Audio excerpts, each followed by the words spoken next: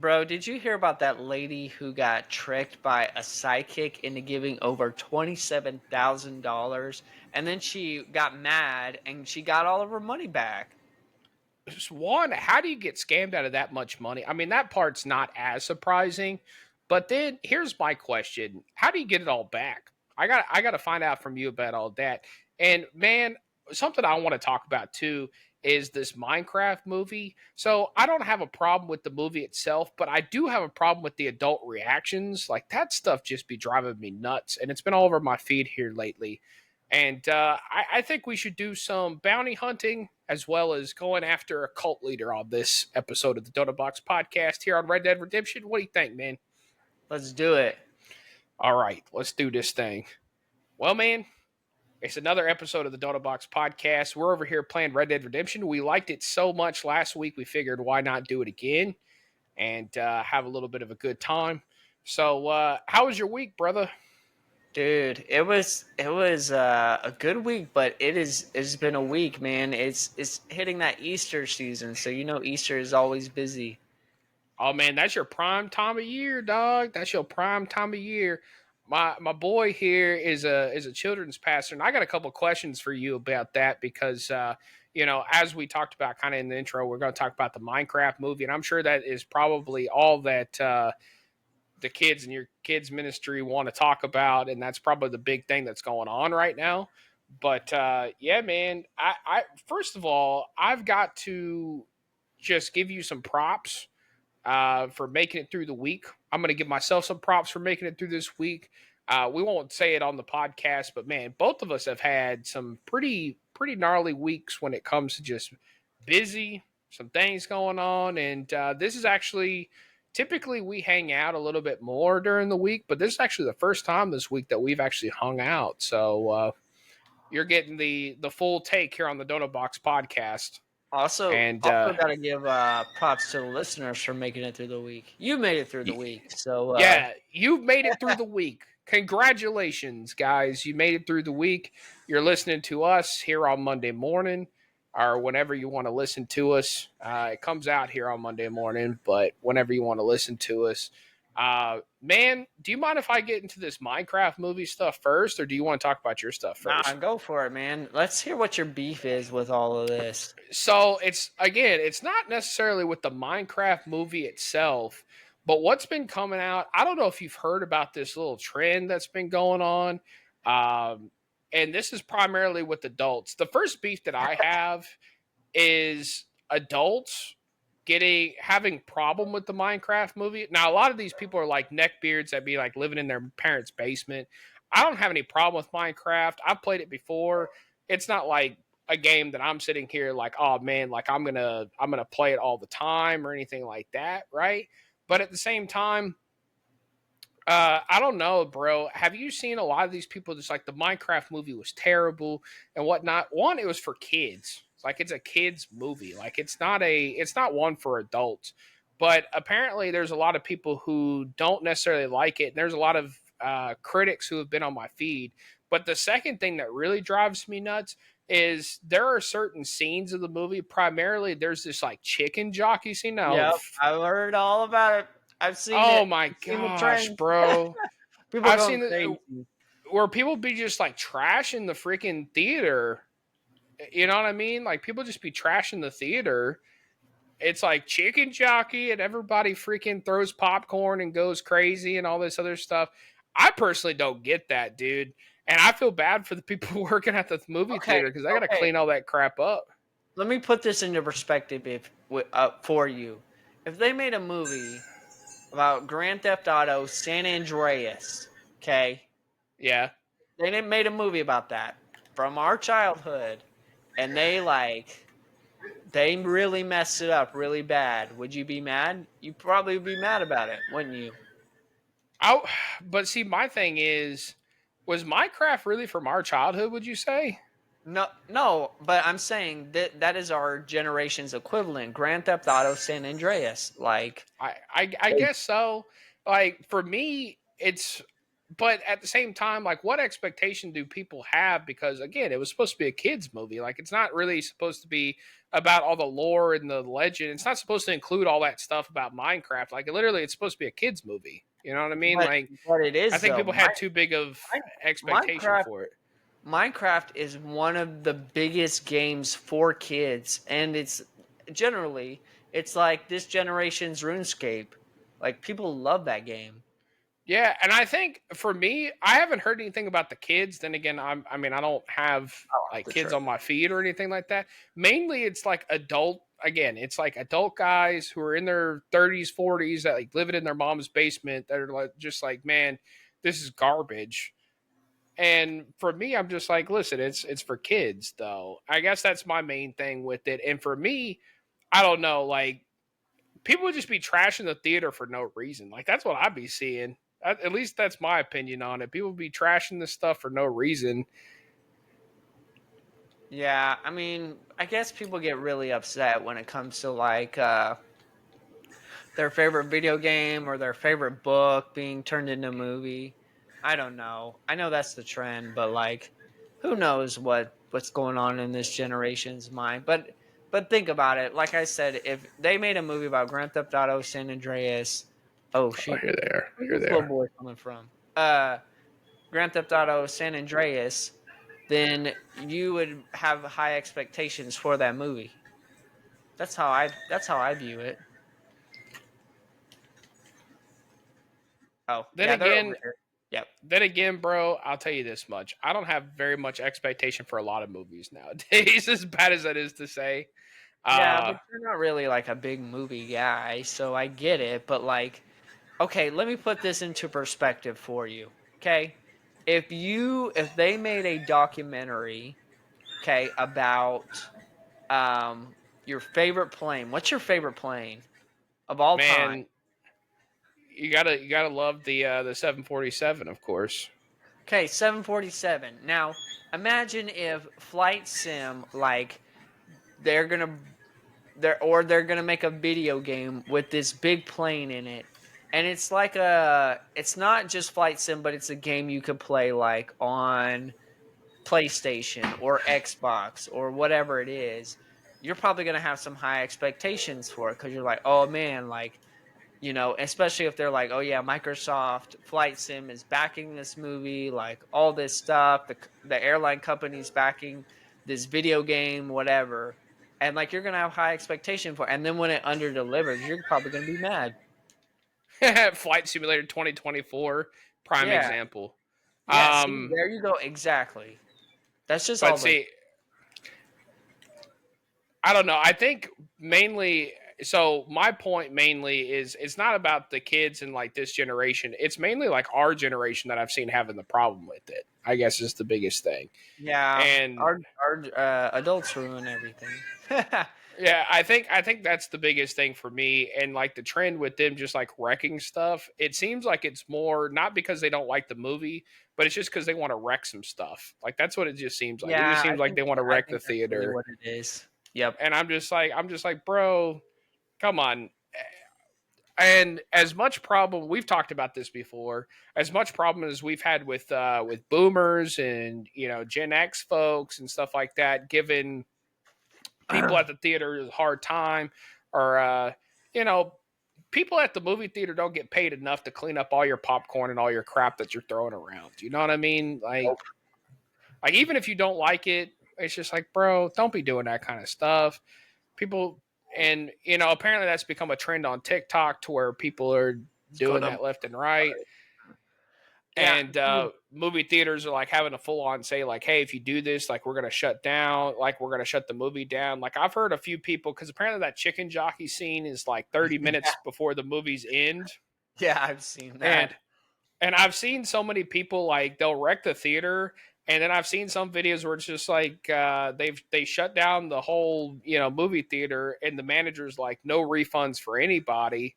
And you're sitting here going, Around. well, that's kind of sucks for the people who aren't, they wanted to see the rest of the movie, but now they got to go pay a whole nother fare because people wanted to be stupid for that. I'm You telling know you, what I mean? movies It's just movies have wild. changed. Like, after COVID, man, I feel like the movie theater just, and I feel so bad for it because like streaming and everything killed it. Like, Yeah, for sure. I know people like you, like you're like, oh, I love that. I could stream it at home.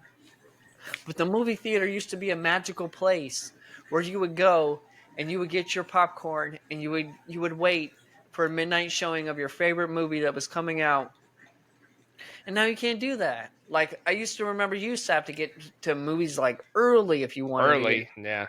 Now it doesn't matter. Like movie premieres are not a big thing. When a movie comes out, it's no big deal. Like, granted, like the Minecraft movie, yeah, but like after Avengers Endgame and COVID, dude, the movie business has changed so much, and it breaks my heart because I really do genuinely love going to a movie uh, theater and watching a movie. And I'll be honest, dude, I haven't gone to the movie theater at all this year, and it kind of makes me sad just because there's been nothing good. Like Yeah. I heard Snow White was atrocious.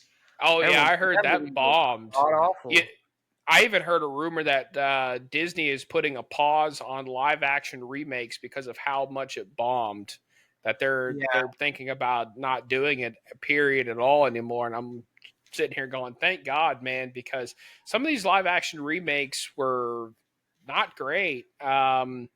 Okay, but The part of that was because do you feel like it had to do with her, like the main actress, like just kind of crapping on the movie, like in the press tours and like doing the whole political avenue thing that she went on, or do you think that didn't have any effect on it at all? So fill me in because now I'm assuming when you say political nowadays, when you say political anything, my first assumption is, oh shoot, I just trampled this guy. He's probably going to be mad. Yeah, he's mad. It might. Oh yeah, he's a little mad, just a little bit, Um, just a wee bit.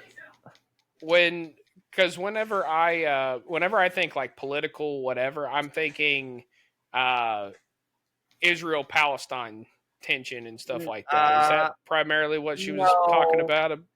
no, it was really just like, oh yeah, Snow White doesn't need a man, down with the Oh, patriarchy. oh, And oh, that kind of stuff. she just kind of crapped on the movie, like, and the idea of like Snow White itself, and it's like, no matter where you fall on the like political scene, this is a classic for people. So if Yeah, you're gonna yeah. remake a classic, you can't be like people are gonna have expectations that it's gonna be like like even I saw they're trying to remake the Chronicles of Narnia movie, and they rumored that Meryl Streep was going to be Aslan, and I'm like, you can't have Meryl What? Streep. Meryl Streep is Meryl Streep, but Meryl Streep cannot Yeah, be Aslan. Like, no, no, no, no, no, no, no, no, no. Like, sorry about you. yeah. Well, that's kind of interesting. I think for me, um, and then again, like you alluded to, I'm not huge in watching movies and press releases and things like that, but I do feel like gone are the days because I remember watching, prior to the movies in the past where the actors would talk about things and it used to bother me, but at the same time, now that I'm an adult, I understand it. Um, where the actors would talk about, this character, and they would talk about like how the character felt, what the character went through, because the actor put themselves into the character, right? But they Yep. wouldn't talk about any of their personal opinions about the movie. They would just say, this character, this character, this character. And it used to bother me because it's like, oh, well, this actor just sees it as a job. Well, yeah. I mean, everybody's got a job, right? Everybody, at least back in when I was a kid, I used to think, being an actor, you should, enjoy what you do. But some people just, and for a lot of people, regardless if you enjoy it, it is a job. It is, you get Yeah. paid to do it. Right. And so I understand when people talk about like the characters and whatnot. And I know this sounds kind of harsh, and I'm not saying that it's like the whole shut up and play basketball kind of thing, but it's just like, Oh, yeah, you have a platform. Oh, hold on. this is You, this is an ant's nest right here. yeah, it is. Like, don't get me wrong, you have a platform, and and you should use that platform and whatnot, but not when it comes to talking about the movie itself. You know what I mean? Yep. Like, I Exactly. don't know.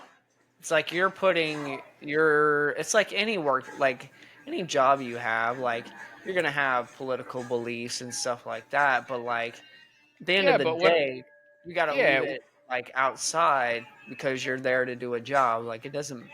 My boss doesn't care. Like because my how I thing is, feel if in the I'm in the break room and I'm sitting here saying, oh, I love Trump or even down with Trump or whatever, there's, I feel like that's an unwritten rule that has gone astray to where people don't really feel that way anymore about, you know, you shouldn't say anything at work about politics, religion. There's some things that you steer away from. And reason being is so that, you know, you don't, I mean, it's work. So you're not there to make friends. But at the same token, you don't want to people take that stuff to heart, and the next thing you know, they don't want to work with you, or there's a problem. It's like you don't want that. So it's. I feel like just like in any job, it's good that you have an increased platform, but you can also say things oh, separately off the press tour to where you don't have to they didn't give us necessarily hardly bring the any movie time into. to get this lady back to town. I got 2 minutes. Here, I'm covering you. Go ahead and get her on the horse. I got Well, this. there's like a million of them. Like they're like little ants. All right, lady. Listen here, chica. Bro, do you remember that? It was a weird. It was like on the Disney lineup for a while. Um, it was like these superhero kids, and it was artist like art. Sorry, it was cartoon. It was animated, and there was this one superhero named Chico. You remember that? Nah, You don't remember that? I'm Oh, sure. and they like skateboarded. Yeah. Wait, there were superheroes. I remember one, but I thought this was a Nickelodeon one that where they like surfed and skateboarded. You remember that one? I think that was a different one though. That's a different one. That was like remember what was that called? The something powered. I don't know. They're called the Toon Squad. Drop it in the comments if you remember what I'm talking. Our Yeah, power squad, power something. I don't know. Drop it in the comments if you remember. Um, the one yeah. that I wanted to say, which I know is totally wrong. I was like Teen Titans, but that's totally not Oh, what you're that's talking about. DC. Teen Titans. You always kind of feel bad for Robin because he's like, yeah, he's cool enough to hang out with Batman, but it's like, nah, you're not cool enough to hang out with the rest of the. Listen, he was always B Squad. What can you say? Oh yeah, he was on the B Squad. You know who else was on the B Squad? In my opinion, Uh, the Martian guy. That Marvin guy. the Martian? No. No, the Martian guy from Justice League. You know what I'm talking about? Oh yeah, I remember Martian you talking dude, about. and I'm like, bro, y'all couldn't let Robin on this mug, but y'all put the Martian on here. Y'all put Green Lantern on this Justice League. No way, Yeah, Jose. I remember watching the Oh, Justice we League might not get it. cartoon. I got 5 seconds. Oh, well, dude, y'all, my horse is kind of a spaz sometimes. She's right here in the middle of the street, and we're just gonna leave her there for the sheriff to pick up. Hey, we But yeah, just door dashed her behind. what is like a movie or a show or a moment that like traumatized you as a kid that you watched or you got Man, scared of? so two of them, I wouldn't say I got scared of this one, but the one that my parents should have never showed me, and it was primarily my father, was Full Metal Jacket. I wouldn't say it traumatized me, but it did shape me as a kid. Number one, Um, that's not a kid's movie that any kid should be watching at that age. no, no, I tell so many adults like, hey, I watched Full Metal Jacket when I was in the third grade, and everybody's like, are you kidding me? Very And I'm like, bad parent. no, no, I did. Bad But it was funny. I couldn't listen to Sean Paul because he was too vulgar. That's Um, so weird to me. yeah, I know, right? Dude, It was that is so such a weird. mix. Um, but anyways, so there was that one. But the one that really got me, or actually, I'll say two. So there was one and that was War of the Worlds, and that was the one with Tom Cruise and also with Dakota Fanning. And the reason it traumatized me was, well, one, I was a kid, and every time there was a thunderstorm, if you remembered that movie, it was like they came through the lightning strikes. You know, like the lightning struck like 3 times or whatever, and you know, the aliens basically dropped through that. And have you ever seen that movie, Chris? Like the War of the Worlds, that version? Yeah, when I was like 16, like a normal freaking kid. Yeah, Dude, and when I of asked course, this question, I was like, I'll let you finish it. When I asked this question, I was talking about like a kid's movie oh, or a like a kids movie. show. But obviously Micah's childhood was way different than the rest of us. So anyways, Yeah, I will let apparently you. mine was a little bit more extreme. If you want to take it So up with Micah's parents, no, I'm just kidding. their address is no, but anyways, anyways, so you know, I think the part that really got me, of course, was not only being worried about aliens coming and you know taking over and whatnot, but also I was really worried about like if they were to come, that who's going to protect us? Like the military can't do nothing about it. Like it was that first real movie where you're sitting here going, oh man, like they're not going to be able to do very much. You know what I mean? Like nobody's going to be able to do anything. Because at that point in my childhood, I thought, okay, the U.S. military, they'll be able to protect us from anything, especially because I was a military kid. So I was just like, oh, yeah, like they'll take care of it. No big deal. I'm And gonna then rope them. I'll let you get them. You rope them. okay. Uh, I'll cover you. Sorry, continue. Um, but anyway, so yeah, War of the Worlds, and especially those scenes where where they got like the big walking, alien machine things, and um, they're like taking people and like siphoning their blood and all this other stuff. That really freaked me out. Um, and then the other one that got me, you're gonna think this is funny, but like the one that really like got me for days was the third episode of Star Wars.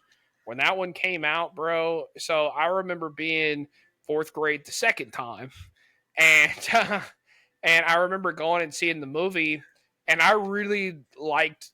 So I grew up in the days of the prequels, right? And so I liked the Phantom Menace.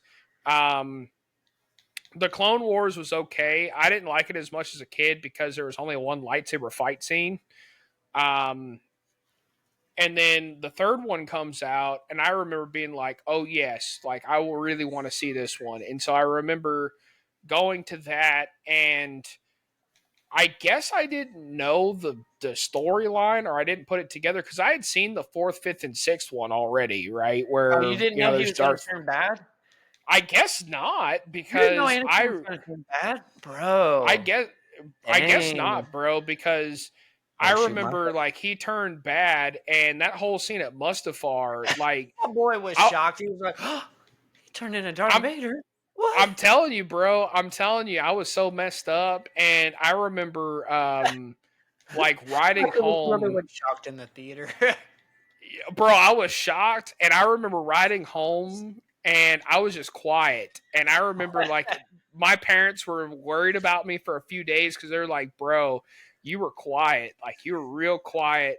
And I just remember like, bro, I cried a couple times, like it really messed me Because he up. I turned was like, bad. oh man. That's So you were what? upset. You were that upset that he turned bad. Not just that he turned bad, but he like killed younglings, and like he was just, it wasn't just like that he turned bad, but I was just messed up, dog. I was so messed You up. were the only And one who so didn't know he was going to turn into Darth Vader. Oh, I guess, man. that's And then next thing you know, so like even as an adult, you know how like when things affect you as a kid, like still sometimes they like bring up whatever you're adult. Even when I watched the third episode as an adult, the scene where it was just like, you were my brother, Anakin, that still chokes me up every okay. time. Okay, Like but I that don't. that part is sad though. Like that's legit sad because it's like, man, like yeah, like even though you know he's going to turn bad, like yeah, that is kind of sad because like yeah, that was his boy and they were brothers. Yeah, I get it though. And it's like Obi-Wan was his mentor, and I think a lot of what it had to do with was whenever I was a kid, because even like in the second one and whatnot, like I always would pretend to be Anakin. Because I mean, what little kid wouldn't want to, go off and in a weird way, I moved to Germany away from my family and stuff, not away from my parents or whatnot or anything like that, but I kind of felt like him in the first episode of like moving away when I was a boy, and like what kid doesn't want to like go off and be a Jedi and things like that. So I really related to Anakin. So when he turned bad, it was like, oh man, it just tore me to pieces. It really tore me to pieces. And Oh so that man, traumatized me for a while. Like I couldn't watch the third episode for a good little bit when I was probably until I was probably 15 or 16 is when I watched it again. did Um, those same emotions come back up when you watch the Obi-Wan Kenobi series? Yeah, somewhat. I wouldn't say like it was nearly as like sad or anything like that, but I thought the Obi-Wan Kenobi series was really, really good. Like I thought it was really good. Um, I liked, Ewan McGregor. I think he's a very good actor when it comes to playing Obi-Wan. I've seen him in some other things, but it's hard not to see him as Obi-Wan. I'll be real with you. Yeah. Well, like when it comes to that scene in the Kenobi series when like him and Darth Vader face again after like 10 years, and you're like, oh man, bro, like, dang, they about to square up again. You're like, bro, I felt the same feelings of like, dude, like you feel for him because it's like Obi-Wan is feeling like a failure and he's feeling bad and all that Well, stuff. I definitely felt for him at the beginning, when he's got a normal job, a normal life, and it's like, hey, Organa comes back to him and is like, hey, you got to come help me get laid and all this other stuff, and Luke might be in trouble, and he's like, Yeah. man, that's not me no more, you know what I mean? And Yeah. I think we've all been there to where it's like there's one point in your life where you feel powerful, and then all of a sudden, life kind of takes over or things happen, and you're just like, man, that's not who I am anymore. And he had to find his power, and he had to find who he was as a Jedi all over again, almost. And Dude, yes. like, I think that's something like I felt that part really hard, really hard. Oh yeah, Um, I felt that part too because like when I went through my divorce and I took like a break from working full time in ministry, bro, I felt like that. It was like, yeah, I used to be a Jedi, but now I'm not anymore. That's not me, dude. I felt that. So when I watched that, I was like, yep, I know what he's going through. Like you said, we've all yeah, felt.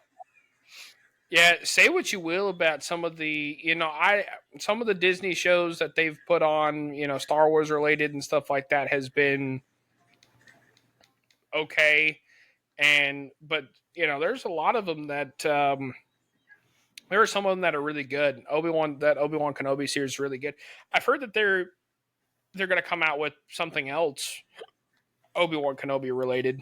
Yeah, Um, they might make a season 2 or something to that effect.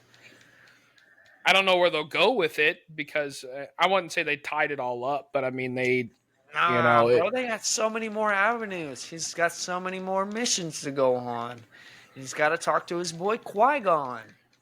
I'll tell you this much, bro. So this is kind of a side story, and I'll ask you about what shows and movies messed you up as a kid, or affected you as a kid. But for me, I remember as a kid. So I watched the prequels first, and of course, that's a lot different than some That's of the why older you didn't know. generations. And so I watched the prequels first. I watched 4, 5, and 6 as well. But what I thought was funny as mess is when I was a kid, it used to tick me off in 4, 5, or well 4 because he died. But when they called him Ben Kenobi, I'm just like, who the heck is Ben? I'm just like, why are you calling him Ben? It's like his name Obi-Wan. Who the heck is Ben? It's like I wonder if he means old Ben Kenobi. You could have changed your name, dude. Yeah, Like your for last sure. name. You didn't want nobody to find you. He obviously wasn't that concerned about people finding him because he didn't want to change his last name. Okay, people just want to be snitching over here. But for me, I was just sitting here going, Ben? When does his name become Benjamin? I thought it was Obi-Wan. It's like a nickname or something. No. I guess. I don't know. Or maybe it's his middle name. Obi-Wan Ben Okay. Kenobi. I don't know. What was yours? What was yours? And we're going on. I'm going on a tangent, and that's okay. All right. People want to cry and complain about how whiny Anakin was. Dude, Luke is the worst. Like, Oh, Luke yeah, he is. literally the worst. Like, when his uncle asks him to do something, he's like, "Oh, I was gonna go to Tashi Station to pick up some power converters." It's like, bro, get a grip on your life. It's like, listen, don't be talking to your old uncle and Aunt Beru like that. Also, too, do you want to talk about how they like from 20 years, like literally, because they're both like, it's 20 years from when it happened. Like they age significantly, like very much so. It's like they age like 40 years, but it's really just like, Quite a bit. yeah, it's only 20 years between when all that stuff. Because Luke's only like 18 when all that happens. I mean, I would say probably when you go through a lot of stuff, I'm sure you age a lot. Obi-Wan went through a lot of stuff in those 20 years, I imagine. I That's mean, true. just from the Obi-Wan series and everything he went through with all of that. Oh, bro, this guy, this player. And then he roped me. Hold on. I got him. I got Good you. I got you. trigger. Did you die? Here. No, I'm getting up. They hurt my horse too. Aw, man. Did he kill your horse? Yeah, he did. Yeah, he did. All right, sorry for everybody on the podcast, but this is retribution. I shot his horse. You shot me? Oh, no, that was them. No, that was him. Okay, I shot his horse though. legitimately, once you get into these player battles, it cannot like. I'm on a This vendetta can't right stand. now. Yeah, you shot my horse. That's messed up. Oh, and you're using Deadeye. Okay, now. Now I'm looking really bad on the podcast because I keep getting killed by this guy. All right. All right, where are you at? This is what we're gonna do. You flank the left. I'm over here. I'm gonna get them to. Oh man. Anyway, sorry, ladies and gentlemen. What were you gonna ask about? What traumatized me as a kid? He boloed me, mother trucker. Oh, now I'm gonna bolo him. Oh, he's hog-tying me. Dang it. Oh, they got me now. Maybe you can break out. I'm trying to break out. Break free. Once you break free, get up into. Remember when we used to sing? Don't you ever sing that effing song again? Oh, speaking of Anakin Skywalker. Yeah. Well, there you go. Skywalker us right now. Okay, let me tell you what traumatized me as a kid. Did you ever watch Chitty Chitty Bang Bang? Yeah, I did. You know that the child catcher? Oh, bro. Yeah. The child catcher scared me, dude. I was scared of the child catcher. I was like, I better not come out of school. That child catcher, dude, I had nightmares about the child catcher. Really? Yeah, I really did. I got scared. You're worried about that, huh? Dude, I also really got traumatized by the Wicked Witch from Wizard of Oz. Wizard of Oz? Every now and then, I'll still have nightmares with her in it. Full honesty on this podcast. I will. That is one movie that I was not a big fan of. And I think maybe it was because I had to watch it so many times. Okay. Was Wizard of Oz. Is only a fan of B-rated movies. It's probably not far off. That's not far off, actually. Dude, I'm telling you. B-rated movies this man is a fan of. It's like Wizard of Oz. The movie has not been remade in like 100 years. And this man is like, oh yeah, it was okay. Bro, I think it's because I had to watch it so many times. That and freaking, what was it? Sound of Music. I had to watch Sound of Music. Okay, but this so man many freaking also times. enjoys Hitman, the movie. This man thinks Hitman is a great movie. I ladies would and say no. It's not great. Time yeah, out. It's not great. yep. It is not great. You That is consider it not a great. great movie. Promise you do. And then think It's about one of the 12 movies we had there. this is what we're finding out. We were finding out that Micah's childhood was really messed up because he was forced to watch Full Metal Jacket and War of the Worlds as a kid. So therefore, his taste in movies was heavily skewed at a young age. I think that's Hey, the we talked about this the other day. I don't like Matthew McConaughey, and you asked me why, reason. and I was like, what movies did I name? I was like, Oh man, because He said, freaking Fool's Gold and Sahara were and I was garbage, like, and well, yeah. I was like, those were B-rated movies to begin with. If you're basing your basis on that, you can't. Oh, they shot me in the head. I was like, you listen, man, can't. it's like that's everything I needed to know about the Did you not guys. watch that movie, A Time to Kill? Oh, dude, with with Samuel Jackson and Sandra Bullock. Oh, bro, there's so many quotable movie quotes from that. I like Sandra Bullock. I saw her around Austin. She lives in Austin. Okay, when he was like, "Yeah, I killed him, and I'd do it again." That's what he says. It's also where the famous scene goes like, "Close your eyes, imagine this and this and this happening to someone. Now imagine that they're white." That's where that movie comes from, or movie reference comes from. You know what also No, traumatized me as a kid? The scene what's in that? Lord of the Rings, Return of the King, where Smeagol eats the fish raw.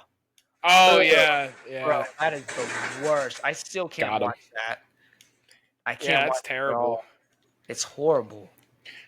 The Lord of the Rings, the movie series, is really good. I remember as a kid really enjoying it, but of course, as you become an adult, you get it so much more than when you were a kid. Dude, it is Um, like top tier. yeah, it's a really good movie. So see, not Star Wars and Lord of the Rings, not B-rated movies. I'll tell you some other movies that I really enjoyed, and I don't know how you feel about these. I actually liked the newer Star Treks, like I never got into those. the one Can't with give Chris you a Pine. rating. Can't give Like you a I rating. actually like those. Okay. Name some others, and I'll give you a rating from what Okay. from A to F. Oh man. Okay. Plus Put me F. on the spot. Just name some. I'm trying to think of some other ones that I thought were pretty good. Um, I won't judge you that hard. does it have to be newer movies or older No, movies? any movie. I like Crocodile Dundee, like all of the Crocodile Dundees. I give that one a B.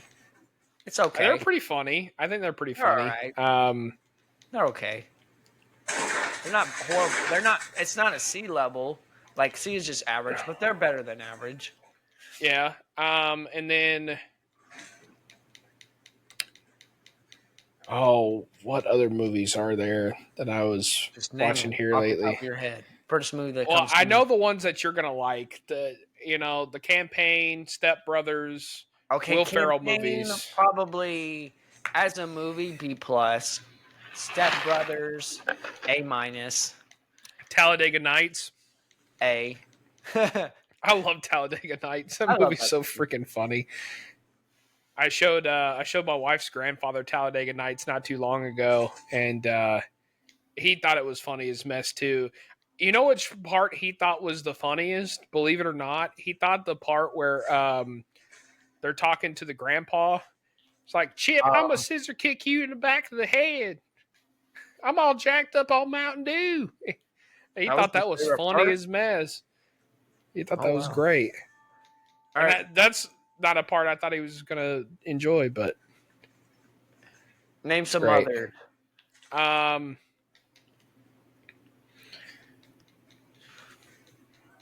Of course, I can't. You know, so more like dramas and things like that. I thought the movie Black Hawk Down was pretty good. Oh, that's a C. That's a C. You don't like Black Hawk Down? It's all right. Like, it's okay. It's not a movie that I would just be like, hey, let me watch this movie. But different Then strokes. again, I mean, my thing is you gotta be into like war movies to like something like That's that, my you know. problem. I'm not. Another one. See, and I like war movies. Like, what was one of the other ones that I watched? The one where it was like they're in a tank. Oh, Fury? Fury. Yeah, I liked Fury. I thought that was a pretty good movie. It With Shia was sad at the end, but Shia LaBeouf. yeah, I thought that was pretty Oh, good. bro. That's a childhood movie I actually like. Speaking of Shia LaBeouf, is Holes. I like that movie. Oh, yeah. Holes, A all day. That one movie, we're both going to agree on this. It's a Beautiful Life. Oh yeah, that's a sad one, dude. but it's good. If you guys have not seen that movie, I think it won Best Picture. It won several Academy Awards, but it's an Italian film, and the guy who directed it also is the star of it, and they have it dubbed in English, but like it's originally an Italian film, and it's about this Jewish father and his son during World War II, and they get put in a concentration camp. I mean, it leads up to that of like how he falls in love with his wife and everything, but then it's about how he tries to make the concentration camp a game. So For his son. no, Yeah. dude, it is. Oh, and then the boy in the striped pajamas. Have you seen Yeah, that movie? Oh, yeah. That one's it's good, but it's harsh, man. It's hard. just like you got to be in the mood for. I wouldn't say like you got to be in the mood for that, but you got to like have something good lined up afterwards, or like funny Oh lined yeah. up afterwards. Because if not, man, it's pretty tough. How do you feel about Inception? I liked Inception. Um, it's a thinker movie, you know. Yeah. Which, speaking of thinker movies, one that we had talked about before, and one that we had watched, or you had me watch before, is Shutter Island. I liked that movie. I thought it was pretty good. Oh It's yeah. It's a great movie. it's definitely a thinker movie of what do you think happened, and you can kind of go on a lot of avenues of what you think actually happened, and was Leonardo DiCaprio's character actually the crazy one, or was he actually, you know, was he gaslit into thinking he was insane? Oh Like, I yeah. mean, there's so many avenues you can go down on that one. Let's get out of Um, this town. Starting to yeah, crawl with posse members. and I keep getting shot every 2 seconds by all of them. Um, which I really like that one, and then I again kind of some more of the. I wouldn't say it was B rated. I know you're going to rate this one really low, but the one that I showed you, or the one that I had you watch, which I'm forgetting the name of it, the Natalie Portman movie. Natalie Portman. I don't know why I'm blanking on it I at the rate moment. that movie a D. That movie was. Yeah, you did. You were not a fan of that one. You did not like that I was one. not until you explained it, and then I was like, oh. Well, now I can see like the symbolism, but they didn't make it clear that it was supposed to be symbolism. I didn't Yeah, get it. it's definitely that one's a thinker movie. Like it to me that one kind of messes your mind up watching that one through. But they don't portray it as a thinker movie. Yeah, I guess that's true. There was no indication like, oh yeah, this is what it could be, because in thinker movies, they usually go back at the end and they'll be like, oh yeah, remember this, remember that, like all that, like with Shutter Island, like you go back and realize, oh, like when he's talking about Rachel and all this other stuff that could have actually been his wife and all this other stuff. Or like Sixth Sense, you're like, oh, like he was dead the whole time. Like, I don't know. Yeah, with thinker movies, you got to explain explicitly that it's a thinker movie.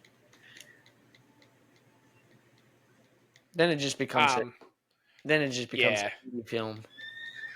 Yeah. I think I rode away in a different different direction than you You're did good. over here. I But went to go get that bounty. I'll follow the yellow line then. Head that direction as well. I didn't realize this was going to be a movie review podcast. Yeah, I didn't either. But see, that's the best part about these podcasts is we kind of go off into those kind of different things. One that I wanted to have you review at some point or talk about at some point is there's a movie that I'm forgetting the name of that one too, but basically it's it's kind of like the direction AI could go, and basically this guy wins a vacation, but he goes to this. Imagine like the owner of Google's mansion out in the middle of nowhere. Oh, And yeah. did you hear about that? This Kind movie? of. What's the name of the movie? Oh, I forget. I'm gonna have to look it up. Um, but essentially, what this movie is about is he goes and um, there's like a bot that, and they make him sign a non-disclosure and all this other stuff. It's like whatever you see, you can't tell anybody. And he goes and there's this bot, and the Google owner has him too. But basically, they're kind of like his slaves, essentially, right?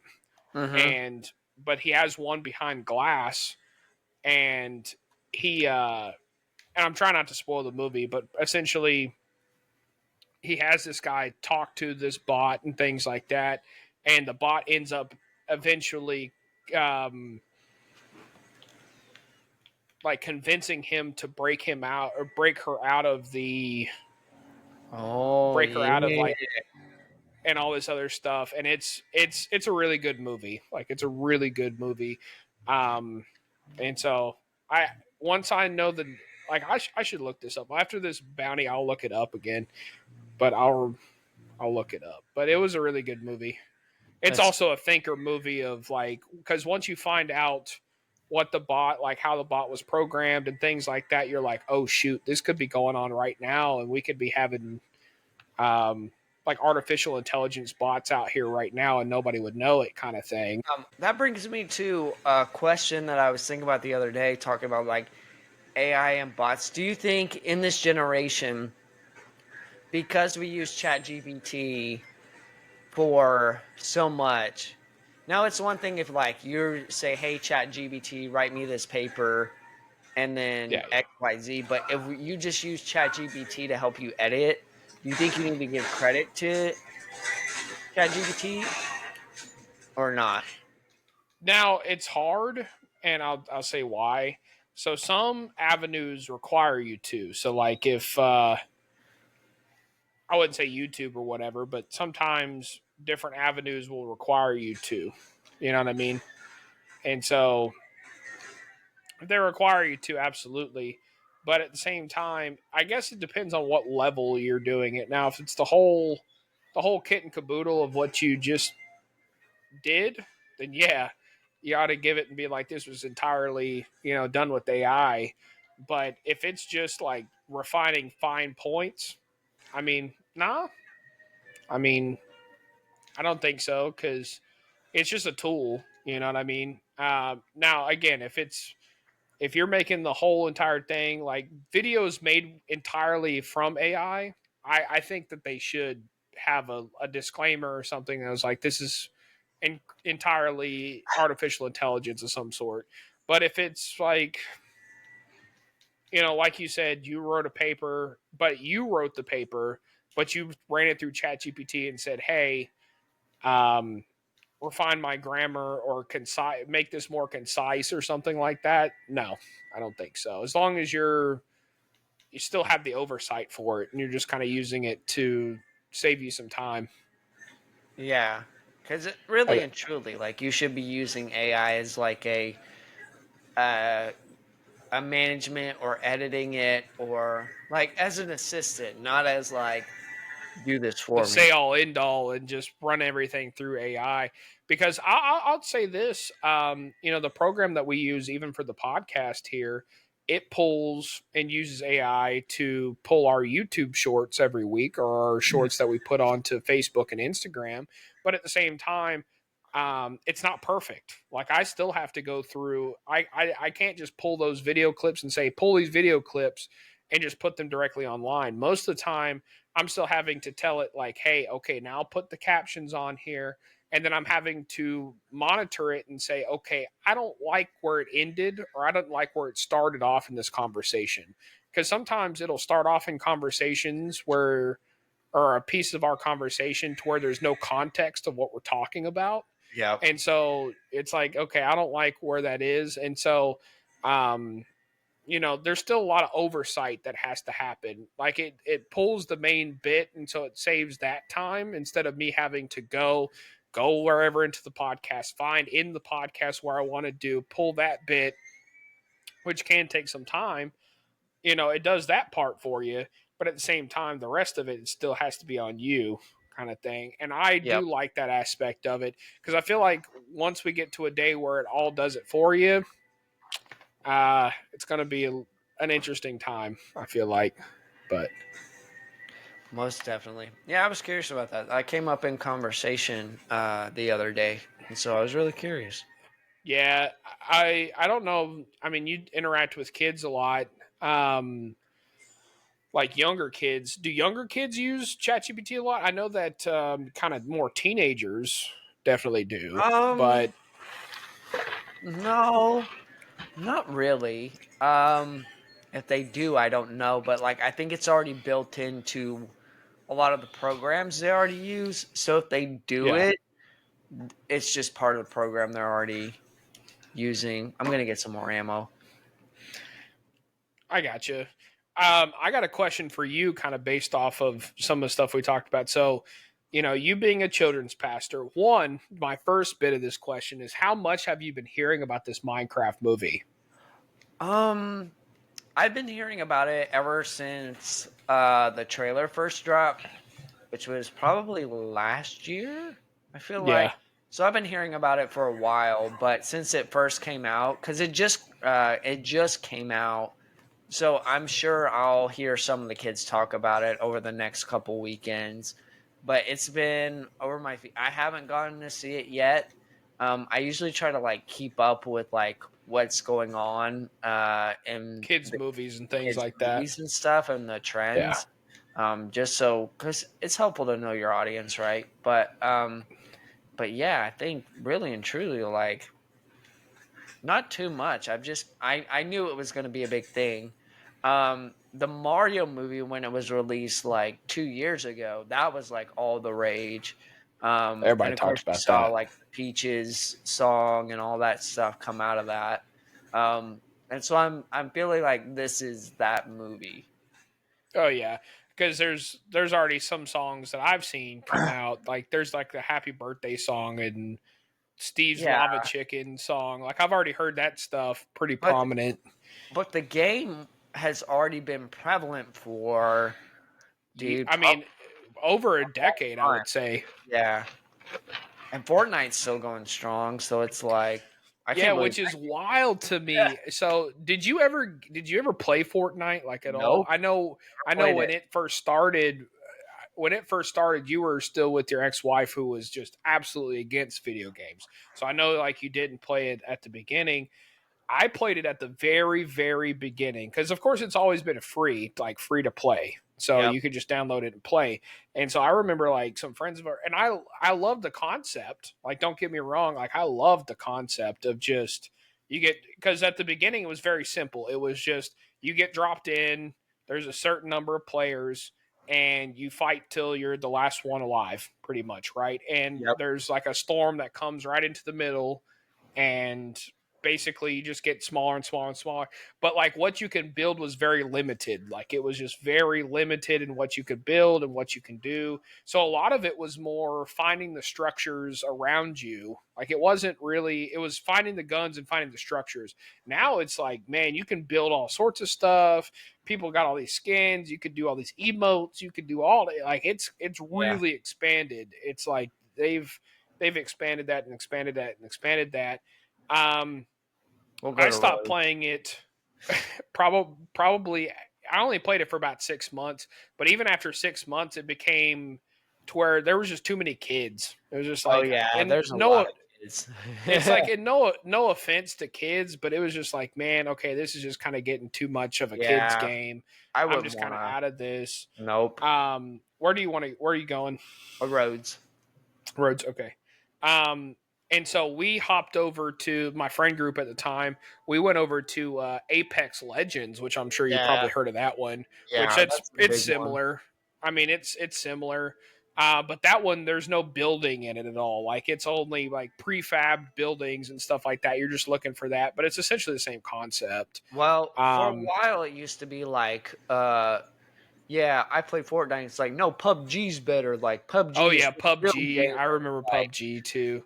I yeah. played PUBG for a while, and PUBG was pretty cool because you had vehicles and you had like some different things like that. But it was just, again, it became so saturated with kids and like again, there's nothing wrong with kids, but the problem that I have with kids is when you hear kids on there, and bro, the kids of this generation are wild. The Oh crap that yeah. they talk, Yeah, and it's it's just bad. like you hear these little kids just be using like these racial slurs and be just like, it's just like, where are your parents at, dog? Like, Yep. Jesus, because they'll be saying some wild stuff, and like stuff that I can't, I'm not going to repeat here on the podcast at all, but it's just like there's a lot of stuff that they would be saying, Oh yeah, it's and really bad. you're just like, man, it's just like I lost all hope in our future generations. Y'all talking like this, um, Yep. but yeah, man. So there was that question, but two, we had talked about this in some previous weeks, but we talked about your first job being at Chuck E. Cheese, a Charles Entertainment Cheese, and one thing that we kind of haven't gone into, and my question for you is, how would you say that job has prepared you for the current job that you have right now? Would you say that there is Uh, anything at Chuck E. Cheese that helps you on a day to day basis, or even comes up sometimes, but helps you out in your current job? yeah, I think really just being patient, how to have a lot of patience, because you had to have a lot of patience with that job. And then too, like just even doing things the right way, teaching people how to have standards of excellence, like, and I know it sounds silly, but like the way that we do setup or the way that we make sure things look presentable, like it may not seem like much, like for doing it in kids ministry, but like it goes a long way with people. Like when you make sure that what you're doing looks presentable and you're doing it right, like it really does go a long way. Um so I would say those two things. And again, I've learned when I first started in kids ministry, there nobody taught me how to do anything, so I just kind of figured it out. um Yeah, like no one told me what a VBS should look like, Vacation Bible School. No one taught me how to do kids camp. No one taught me like how to do anything. So I just figured it out, and I was just relied on a lot of my natural abilities at teaching and how to connect with kids. Um, I just really relied on that. So I guess to answer your question, like it taught me how to do things the right way and how to have a lot of patience. would you say a lot of your? Oh my gosh, that freaking Dude, it's stagecoach just one knocked me little, off. it's the little foxes that spoil the vine. Um, dude, it's wild. Sorry, what was your question? I was just gonna say, so a lot of those natural abilities, a lot of instincts. You think you drew? It sounds like you drew a lot from the VBSs and kids stuff that we had back in the day. of Oh yeah. maybe this is how it should have went or whatnot. Yeah, dude. A lot of like, hey, this I remember how this was, and I remember how I felt as a kid, and a lot of it I've learned through just experience, but also too like going to conferences or talking to other kids pastors or whatever it is. But I have a big passion of helping people that are new to kids ministry because no one ever taught me the ropes. No one there's Yeah. and there's not a lot of training resources if you're brand new to kids ministry at all. So I'm really passionate about that, of like helping people out. Like, even though in this new role I've only been like at this place for a limited amount of time. Oh, he's got a Gatling gun. um, there are people there that are like, this is my first time being in kids ministry because I work at a multi-campus church. And so anytime I can help somebody, I want to help someone. So that's been like a good coaching thing for me. Yeah, for sure. Yeah. Do you want to tell everybody why we love playing this game Red Dead so much? Like, what is it about this game that just like, I always go back to it, but One, I don't know, man. It is fun, but two, it's just I know this sounds kind of weird, but it got me through some tough times. I think it really, got both of us through some tough times, yeah. yeah, Because it's just like it is largely a mindless game, right? It's not one that you have to actively think a ton about. Um, there are some games where you have to really just focus and, um, like I'll say for me, like a basketball game or even a football game. Like, as much as I love those games, it's like if somebody's talking to me or if something's going on, it's like I can't really focus a ton. You know what I mean? Like, I can do it, but I'll make mistakes and things like that. It's like, for this, man, I can just play, have a good time, and screw around. But I don't know. So you've listened to the podcast a good bit. You've heard, me talk about my parents and stuff, and had some problems with them, and they've been divorced and gotten back together 3 times at this point, and all sorts of stuff. And all the I course don't of know. 5 years. Yeah, over the course of 5 years. I'm And so petty. for I'll talk mad crap. I don't care. I'm petty.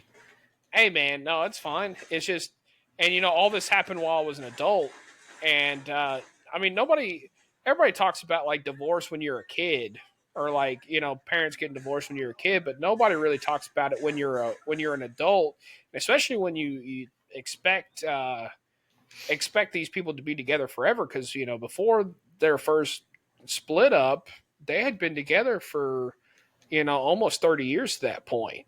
Yep. So you don't expect anything like that to happen. And then when it Literally, does, when you called me, sorry not to interrupt you. You called me. yeah, go ahead. You were like, dude. You were like, not to talk crap, but I thought your parents would get divorced before I'd see my parents getting divorced. Yeah, and I mean it was real, as bad as that is to say. Um, shout out to Chris's mom. I'm sure she's listening, but and rest in peace to your dad, because he's passed away at this point. But when I would come to your house, I would expect, but there would be that thing in the back of your mind, like, oh, we might see Chris's parents fight this time, right? And sometimes it get pretty nasty. Like, it wasn't like you lived in a house where your parents got along 100% well. You know what I mean? And I wouldn't say that mine got on 100% well, but at the same time, they portrayed it differently. And going back to the whole narcissist episode, my father is a narcissist, so it was definitely portrayed a certain way, even though it wasn't a healthy environment.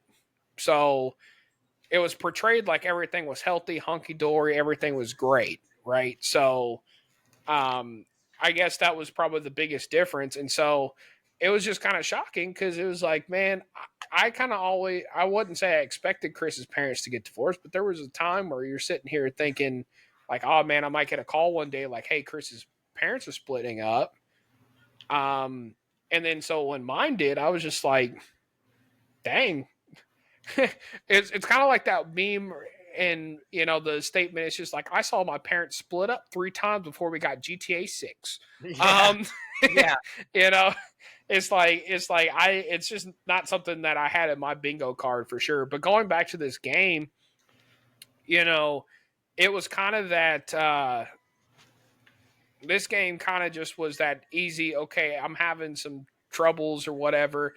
It's always nice because it's so multifaceted to where if you want to go to the saloon and gamble, you can go to the saloon and gamble. If you want to go shoot some people up, you can go shoot some people up. If you want to go hunting, you can go hunting. If you want to go fishing, you can go fishing.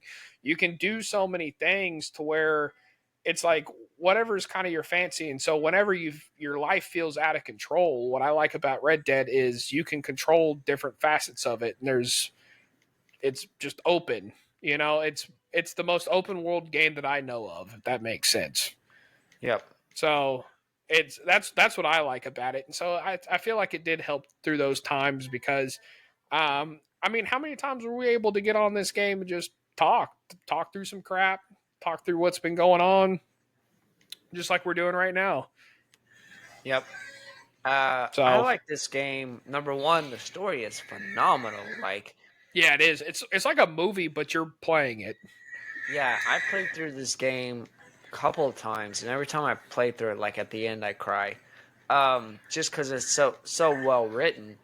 And two, like I've always enjoyed like Western movies, like that Western spirit, where it's like, Yeah. hey, I'm gonna be free and I'm gonna get things done like by pulling up my bootstraps. And so this helps me live out like, hey, like if I was in the Wild West, like this is what I would do, this is who I would be. And I just enjoy it because it's a simple game. Like I feel like it's pretty evenly matched. Unlike When you Grand Theft play, Auto, where somebody could yeah, have a flying car that shoots rockets at you. yeah, it's like you have to pay to play in Grand Theft Auto, and here it's like everyone's kind of on a similar playing field, and so like again, it's very simple. You can camp, you can fish, you can hunt, you can go be a bounty hunter. Like you can go hunt down criminals in the Wild West. And so I've always appreciated like the storyline, this time period in history. Like even with Western movies, like I enjoy those. Maybe because it's like the old man in me. I don't know. Yeah. But like I just enjoy it because I don't know. There's something about like that that western rugged frontier. Keep the sun at your back, young man. Keep the sun at your back. Oh God. Um. Yeah. No, I agree. I've always loved Western movies and different things like that. And I mean, shoot, I think I've seen every Gunsmoke episode there's ever been. Oh Um. yes, you have, my man. Yes, you have. And I Everyone think loves I some wouldn't say Gunsmoke. the same for Bonanza, but I've seen a ton of Bonanza. Yeah. Um, it's like I've seen so many, not just Western movies, but a lot of Western TV shows and things like that. And what I like about Red Dead Redemption 2 is you know you can also own property on here as well, which is kind of nice. And you have your set camp and things like that. And whether it's single player or multiplayer, there's just a lot you can do. um, which, by the way, did you ever get done playing the first? I can't say the first Red Dead Redemption because there was Red Dead Revolver, which was technically the first one, but the first Red Dead Redemption. Did you ever play Yep. through the entire Yeah, I played through the story of whole that? entire thing. Yep. Yeah, The because the that's storyline in the first one is very simple. The gameplay is very simple, and you had the first one. I remember playing that. yeah, Like when that came out, that was a big deal. Like it was like there was no other game like it when the first one that came was out. one of the first games I ever beat. Like the first game that I ever beat was actually Halo and Halo 2. That was the first games that I ever beat. But the first game, like one of the first like games that I remember beating besides Halo was the first Red Dead. Yep. And of course, playing this one through, this one is set beforehand and whatnot. And so what was nice about it was um, after playing through the first one and everything, you get a lot of context. You get a lot of context. You get the backstory to Dutch and Javier Escuela and Bill Williamson, and so, because I wouldn't say that it was just like killing people in the first game, but without like knowing them, it's just like, okay, he's John Marston. He used to be a part of a gang, and we're going and killing his gang brothers because that's what we're doing, and that's what the feds want him to do. But then you play through and you play as Arthur Morgan, and you see John. Well, what I like about it is you play as Arthur Morgan and then turn into John Marston, to where, because I'll be real, at the beginning of the storyline of Red Dead Redemption 2, I did not like John Marston. I was like, the guy's a dick. I don't really like John Marston, and it's like he didn't take care of his family and his kid and stuff like that. And I don't know, it explains a lot. Like, it explains a lot. And so I don't know. I'm sure that you probably felt this way when you played through the first one again.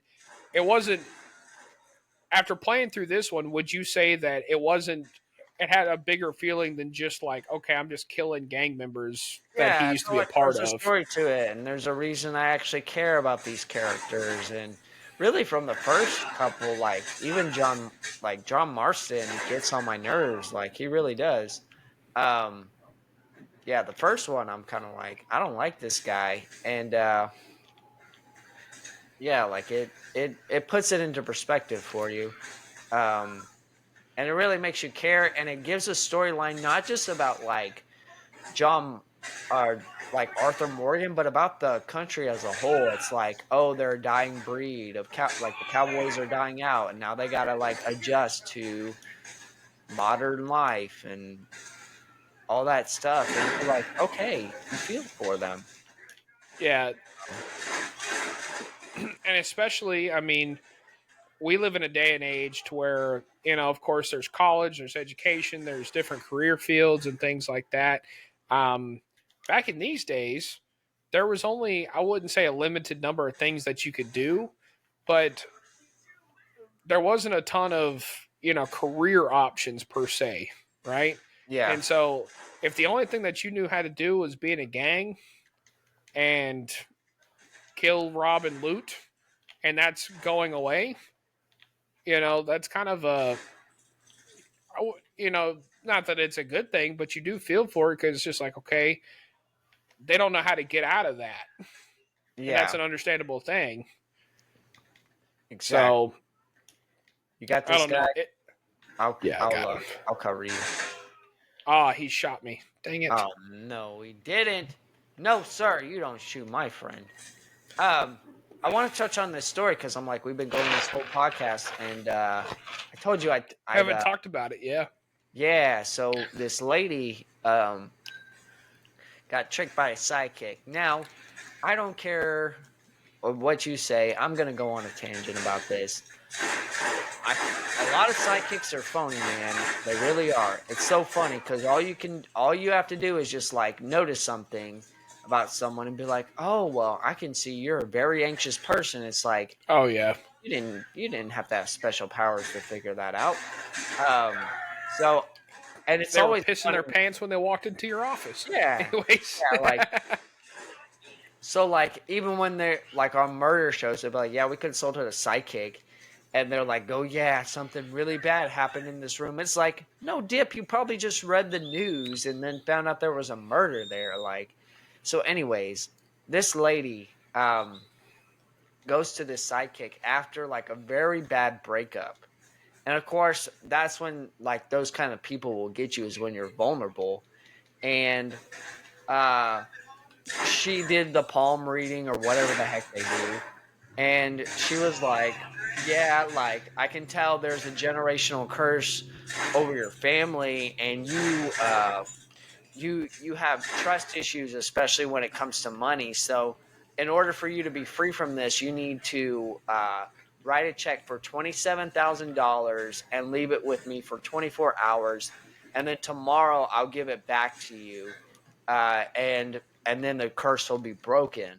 So Now, hold on. I I do want to ask you, I don't want to interrupt, but this wasn't like the phone lady, like Miss Cleo or anything, was it? No, she actually went to an actual shop, Oh, like an okay, gotcha. actual whatever thing they have. Um, so she went and actually saw this psychic, and Jeez.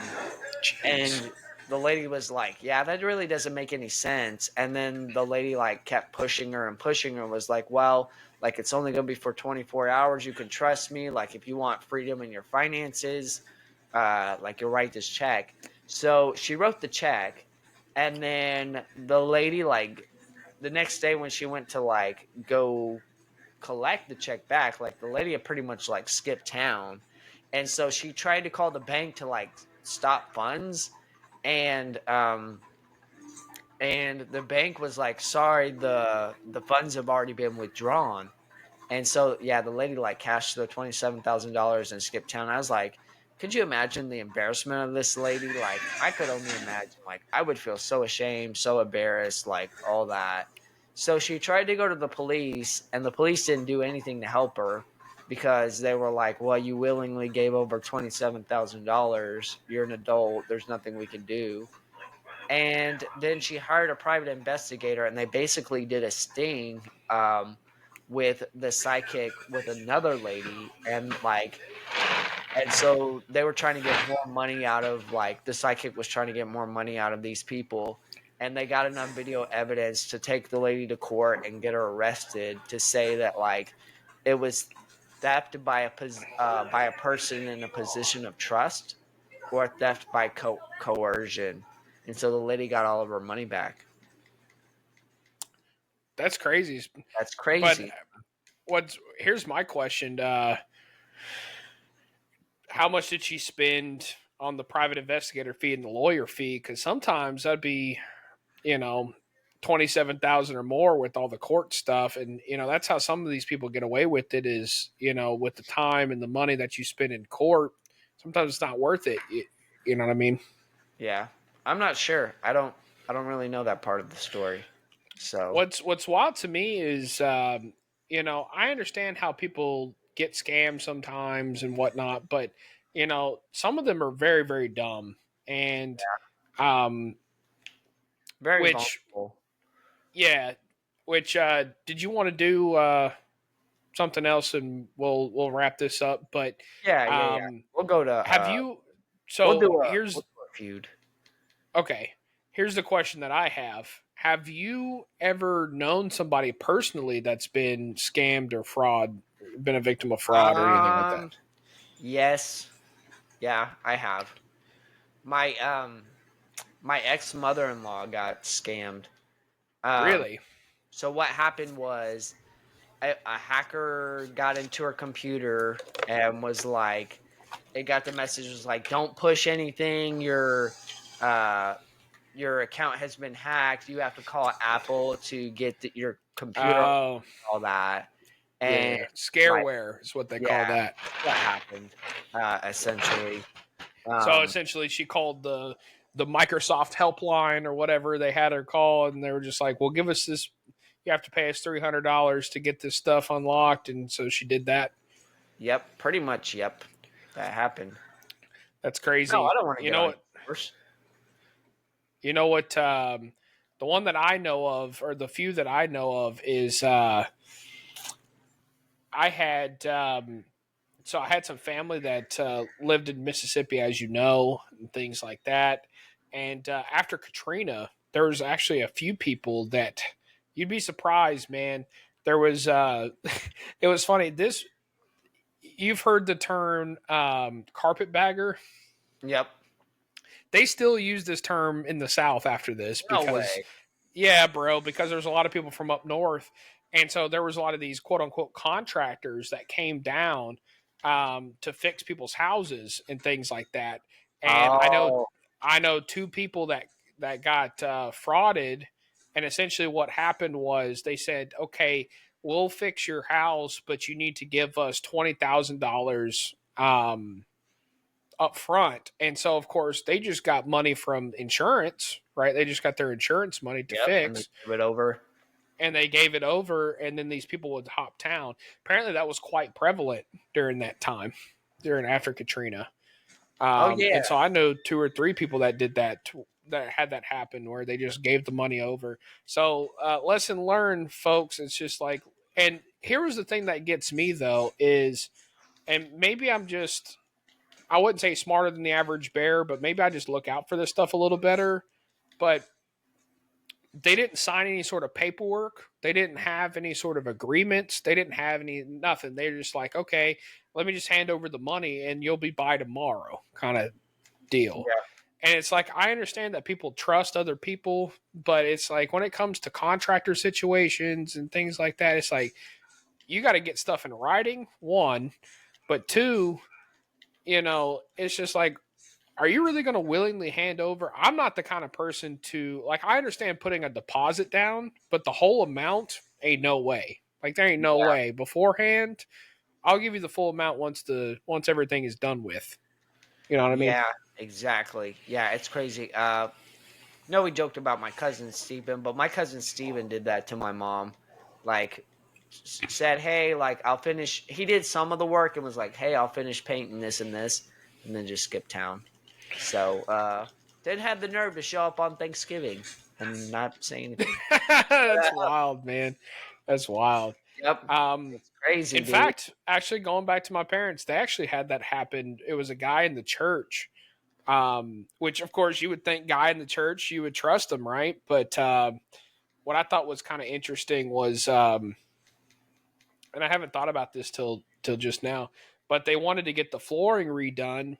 I don't know if I ever told you about this. That house that we used to live in over in Lubbock, they there was like a problem at one point where the AC backed up and the water went into the floors, like it went up under the floorboards. And so, No way. it was actually, yeah, it was actually wood. And so all this wood, all the like the wood floor like swelled up and things like that. And so, there was a guy that went to the church they were going to at the time, and he had a contracting company or like a construction company. And he said, oh yeah, I'll be able to do it for you and all this other stuff, and was like going to give him a discount, all this other stuff. And so, um, they did come by and they did fix like part of the floors, but they just did part of it. And then there was like part of the wall that they were going to fix. And then I just remembered they just stopped showing up. Like they just stopped No showing up way. after a while. And apparently my folks had paid them the full amount. Like they had paid them the full amount for the job to be done. And so, yeah. So it was kind of interesting because every week at church, they still came to church. Like, think about No way. this: the husband and wife still came to church, but they just dodged us. Like, they just like stayed away from us as much as possible. And what was kind of interesting about that, I don't know how this whole thing was, because I was on my way out at this point. Like, I was almost out of living at their house, and I was hanging out other places and doing other things at the time. But all I know is, that is where, so my parents got this other dog, like they got another dog, and where they got it from was from that family, from that Oh contractor's wow. family. And so I'm like, I don't know if that was like the payment or like the repayment of like, oh, well, you give us this dog and we whatever, or if like the contractor's family just was like, maybe this will get us out of this or what. But yeah, that was a whole thing. But I just remember they will like wouldn't talk to us at church. They would like stayed away from us at church, boy. That's so wild. Okay, we'll do a actual race and then we'll wrap up. So Sounds good. there was this kid named Schaefer that I went to school with, and and his backpack smelled like smoky backpack. You guys know those Oh kids, yeah. public school Oh kids, yeah. smoky backpack. So I was in orchestra with Schaefer, and I was gonna rent. He had like sold his viola or something to the school, and like I was gonna rent it or something. And so I had a check or wrote a check for like $225, right? And it was around the same time as I bought my car. And I told him, I said, "Hey, bro, like, don't cash this check until this date. Like I'll write you the check, but don't cash the check till this date because some stuff's clearing. Like the money will be in there, but I'm about to get my last paycheck. Like don't write the check or don't cash the check. Yeah. Homie didn't listen, cashes the check, and the check bounced. So, Uh-uh. so then like he was like, "Hey, where's my money?" And like every day at school, he would be like, "Where's my money at, dude?" And I would like go out of my way to avoid him because he knew what route I would take, bro. And this happened for 3 months. It's almost like bullying, but Oh yeah. Bro, it's interesting you said that because I actually had a bullying situation that was like that, except I really didn't owe this kid the money. Like it's funny, bro, because school kind of be like prison. Like you don't expect it to be, but some of the stuff that happens. Hold on. all right, ready? Yeah. Here we go. All right, 3, 2, 1, go. Um, but I remember this kid that was in my class. It was actually the kid whose mom got murdered that I was in his garage. That Bro, you got to tell that story. You can't just oh brush by man, that. okay, I can't just brush past that. So I had this science project with this kid, and his mom had gotten murdered in the garage that we were doing the science project in. I did not know that. Like all I knew was his mom had gotten murdered. Like that's all that I knew. And so, dang, that That was a was a short short race. race. Um, and so years later, I'm watching TV and there's a murder mystery show, and it was talking about this kid or this kid's mom and whatnot. And they showed like the crime scene, and the crime scene was at this garage, like exactly where we were working on this science project, bro. And so I was like, man, I was standing right where this lady got whacked, and she got brutally murdered with the hammer. Like she got her head smashed in. So that was pretty wild. But Not to get anyways, it was into a this. family show or anything. I'm just kidding. But pretty much, man. So I kind of felt bad for this kid. The kid was a jerk. Like the kid was not very nice. But at the same time, like if your mom got murdered, you kind of expect this to be, right? I don't know. And so I pretty much kind of felt bad for him, and so I hung out with him and whatnot. And I remember he found a TI-84 calculator, like a really nice, like you know which one I'm talking about, like Oh the yeah, really the nice, little like one. scientific calculator. And so I remember I was having this test, and bro, I didn't have no TI-84 calculator. Like the only calculator, um, oh, pretty much they wouldn't let us use any calculators besides this one, and I did not have one. And so I remember being like, bro, let me, and he just found it. Like it wasn't his, he just found it. And so I asked him, I was like, man, let me borrow it for this test because that was the only calculator they were going to let us use for this test. And he was like, yeah, sure, no problem. Well, I ended up losing this calculator, No right? way. And so he was like, bro, you owe me like $100 for this calculator, even though homie found it. Like homie found the calculator. So he didn't pay for it. He literally just found it in, I think it was like a hallway or something. And he's like, well, it's worth like $100. So you owe me like $100 now. And bro, this dude like tried to get this $100 from me and try to get this $100 from me. And finally I had to threaten to fight him before he like let it go. Homie literally there was one point he knew where I lived too, because again we No worked on way. the science project. So he like came over to my house and he pulled out front, and of course my maternal unit, being the panicky person that she is, was like, oh my gosh, there's somebody outside demanding money from you. And I'm like, shut up, that's just Derek. Like he just wants his money from I was like, it ain't no big deal. So I just went out to his car and I'm like, I'm not giving you no freaking money. Like you can come to my house all you want. And he's like, well, you owe me $100. And I was like, well, I was like, do you want to fight about it or what? Because I'm not giving you $100. And then he like laughed and drove off. And my mom's like, are you in money trouble? Did you gamble or something? I was like, no, he's trying to like siphon money out of me because um he stole a calculator and whatnot. But yeah, it was literally just like I just kept having to be like, bro, I guess we're gonna have to fight, because he kept being like, I'm gonna kick your behind if you don't give me this money. I'm like, all right, then I guess we're gonna have to fight because I'm not giving you this money.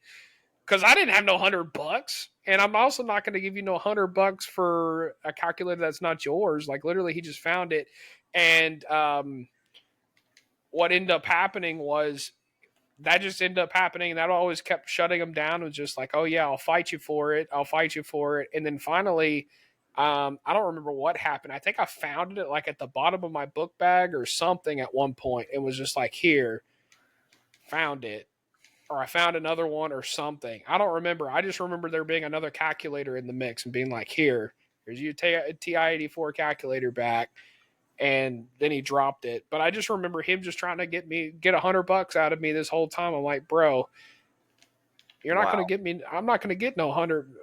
Word to the wise: don't borrow nothing from nobody, even if it's not their property. Even if it's not their property, it's like people trash some stuff. That's crazy. Well, on a positive note, as we're about to wrap up the podcast, now that we've talked about bullying and Negative getting murdered, crap. you have any positive advice to give to our listeners this week? Yeah, man.